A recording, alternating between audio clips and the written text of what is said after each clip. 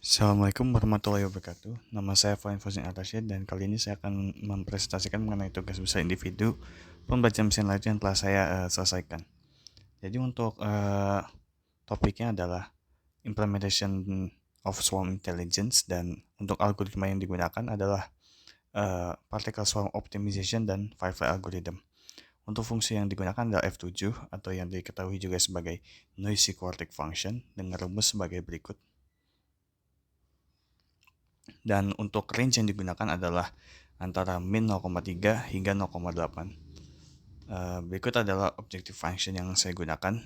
Objective function ini adalah fungsi df7 itu sendiri, dan untuk definisi fitness dari mod yang digunakan nantinya adalah 1 per function value, artinya adalah uh, jika objective functionnya semakin minimum maka fitnessnya makin besar, makanya saya akan menggunakan 1 banding function value karena nilai function value dan juga fitness itu berbanding terbalik untuk kasus minimasi dari suatu fungsi.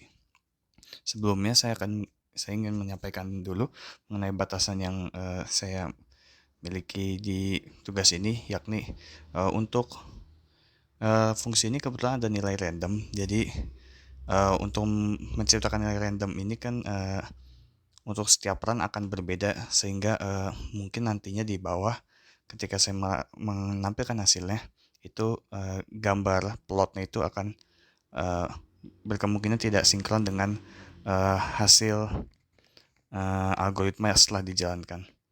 Tapi intinya untuk titiknya itu sendiri masih nyambung dengan fungsi yang saya ingin optimasi. Jadi itu hanya masalah visual saja. Seperti itu. Ini dikarenakan karena saya belum bisa menemukan cara bagaimana agar random ini dijamin selalu sama. Sedangkan kan nilai yang harus disimpan kalau misalnya seandainya noise-nya atau nilai acak yang ingin disimpan kan akan semakin banyak karena jumlah angka kontinu juga tak terhingga seperti itu. Lalu selanjutnya ini adalah kode untuk mengatur ngeplot fungsi yang digunakan dan juga untuk ngeplot kondisi ketika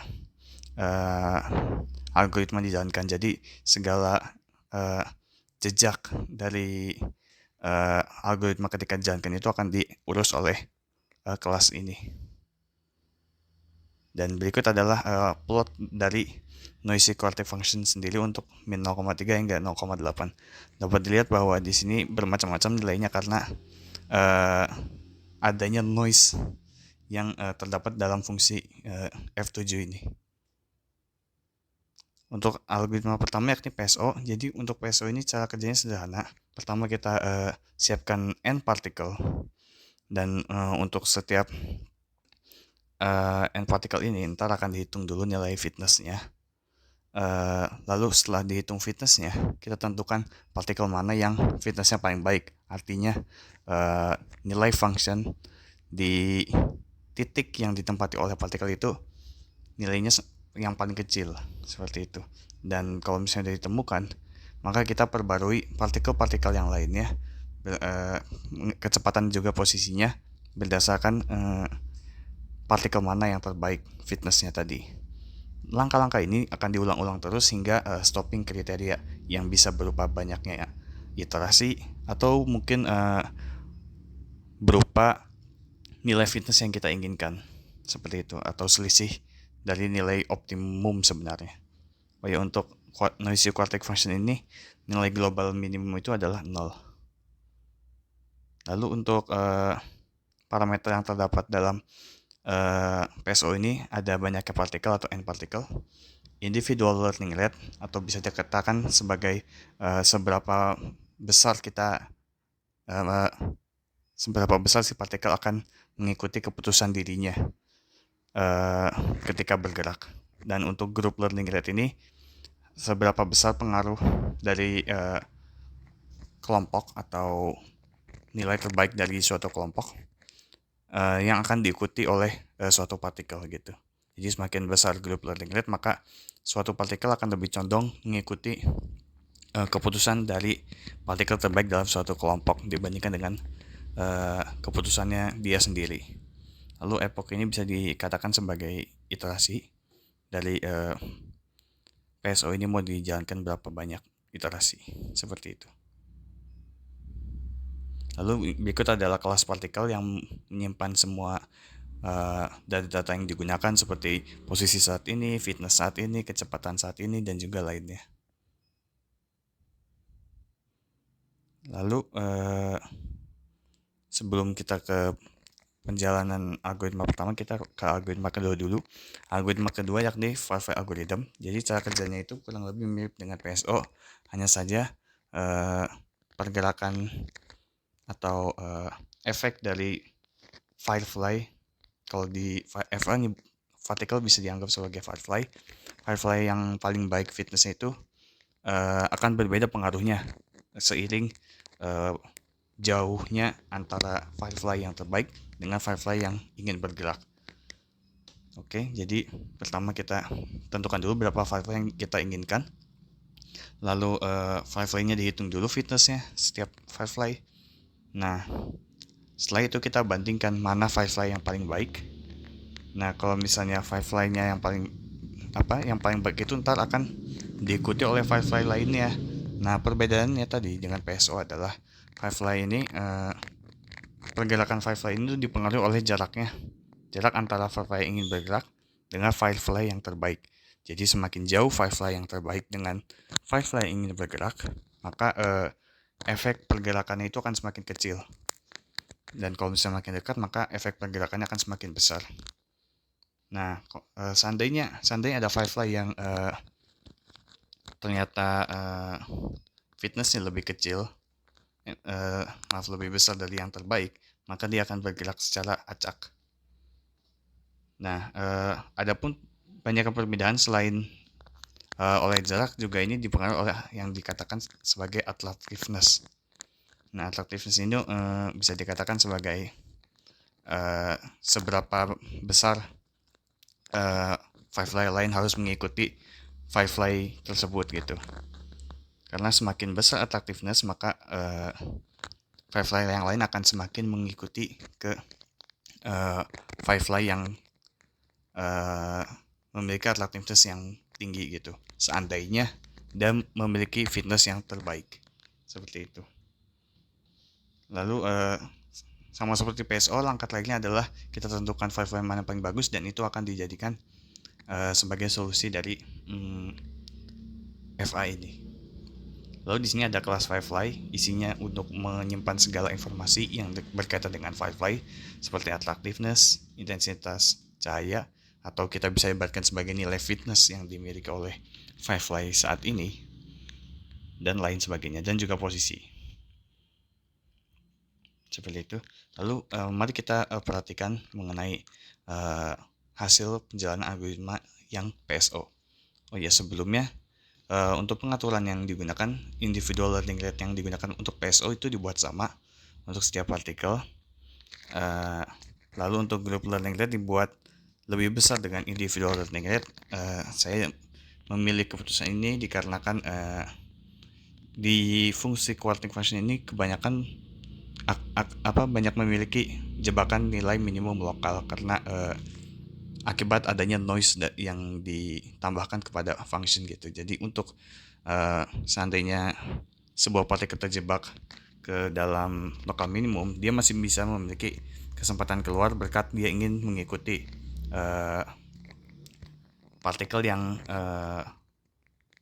paling terbaik di antara kelompok partikel tersebut gitu. Jadi tidak mengikuti diri sendiri tapi mengikuti ke partikel yang lainnya yang terbaik. Lalu epoch dibuat 45 karena menurut saya kalau semakin banyak juga hasilnya akan sama aja, tidak jauh beda gitu, sudah berkumpul gitu. Jadi kalau misalnya lebih dari itu akan tidak jauh berbeda hasilnya. Untuk n partikel saya buat 25 saja untuk kali ini karena sudah cukup banyak, itu sudah cukup menurut saya menyebar ya persebaran pencariannya tuh. Lalu ini adalah implementasi dari algoritma PSO yang berdasarkan cara kerja intuisi yang tadi telah dijelaskan. saya selipkan juga beberapa kode untuk menyimpan rekaman jejak dari bagaimana algoritma PSO ini berjalan di tiap iterasi. Dan hasilnya adalah sebagai berikut. Semakin iterasinya tinggi, makin berkumpul. Namun berbeda dengan iterasi-iterasi yang awal, itu efeknya akan semakin kecil gitu, efek berkumpul ya. Karena ya kalau udah berkumpul ya jadi tidak akan banyak berubah. Dan hasil yang saya dapatkan adalah ini perbedaannya dengan nilai optimum globalnya, yakni 9, sekian dikali 10 pangkat min 0,5. Cukup baik karena errornya kecil. Lalu untuk algoritma FI ini, untuk pengaturannya, attractiveness ini saya buat sama untuk firefly karena untuk setiap firefly, karena di awal saya tidak tahu firefly mana yang harus dibuat lebih tinggi nilai attractiveness-nya. Ya saya tidak tahu gitu di awal firefly mana, soalnya kan firefly ini juga diinisiasi secara acak. Lalu untuk kedua adalah epochnya, karena saya pilih 7 karena sama seperti PSO, semakin kalau misalnya lebih dari ini efeknya tidak akan terlalu signifikan kembali. Lalu untuk N5 saya buat 10 karena kalau terlalu banyak juga ini akan memakan waktu yang sangat lama. Soalnya berbeda dengan PSO yang kompleksitasnya sekitar ON, FI ini kompleksitas algoritma itu ON kuadrat, sehingga kalau misalnya semakin banyak firefly ini, efek running time-nya itu akan semakin signifikan. Berikut adalah implementasi kode berdasarkan intuisi cara kerjanya tadi.